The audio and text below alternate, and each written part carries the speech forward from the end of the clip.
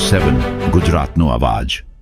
નમસ્કાર દર્શક મિત્રો, i7 ન્યૂઝ ગુજરાતીની સાથે હું છું આપની સાથે પાયલ બામભણિયા। તો જોઈએ આજના મહત્વના સમાચાર।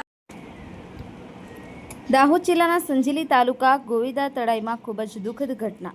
અમદાવાદના ફેક્ટરીમાં ભયાનક વિસ્ફોટ, ચારેલ પરિવારના એક જ ઘરના 5 લોકોના કરુણ મોત। સંજેલી પંથકમાં શોકનો માહોલ, ફોટો જોઈને હૃદય કંપી જાય તેવો બનાવ છે।